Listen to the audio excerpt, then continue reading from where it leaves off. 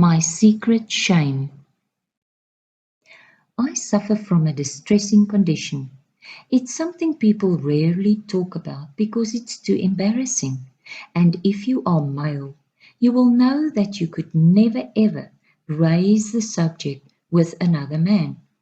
My wife has been understanding, but it's difficult for her, and she has occasionally suggested that I seek expert advice. One day, perhaps I will, but I'm holding back because of the deep-seated fear that it's too late. Nothing can help me anymore. You see, I can't park. I'm incapable of parking a car. I'll bet that's the first time any man has admitted that in print. It's just too shameful. Oh, I can maneuver the car into any half-empty car park, or even next to the side of the road if there are at least 3 car lengths for me to drive into. Forwards, that is. I know the rules of parking, how you're supposed to reverse in, looking over your shoulder, waiting for the exact moment to turn the wheel sharply. I know how you're supposed to judge the distance from your bumper to the next vehicle. If a Martian arrived on Earth and asked how to park, I could probably explain to him in words.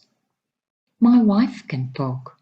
Show her a space, say 2 centimeters longer than our car, and she swerves into it in a graceful movement, pausing only to scoff at my offer to get out and help.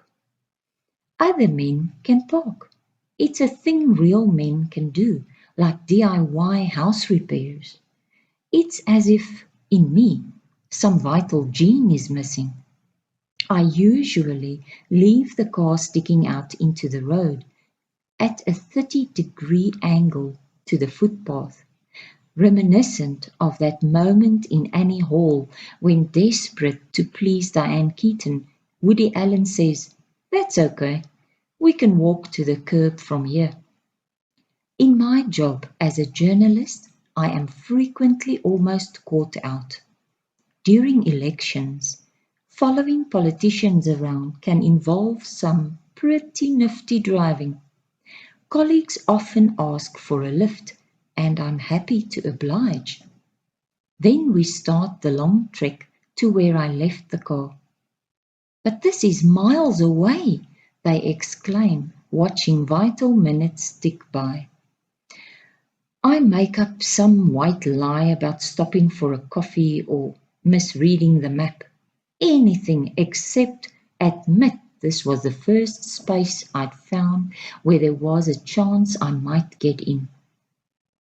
Just as illiterate people, when asked to read something, pretend they've left their glasses at home, I too will go to great lengths to conceal my infirmity.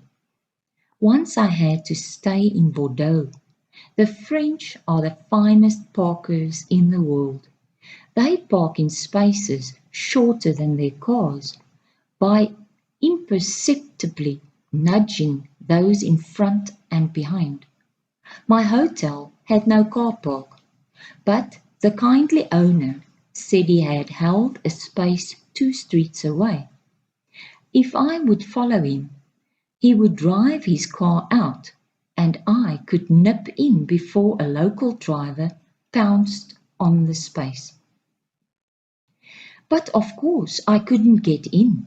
I tried once, and the car had its boot on the footpath and the bonnet near the middle of the road. I tried again, almost wrecking the Mercedes in the next space.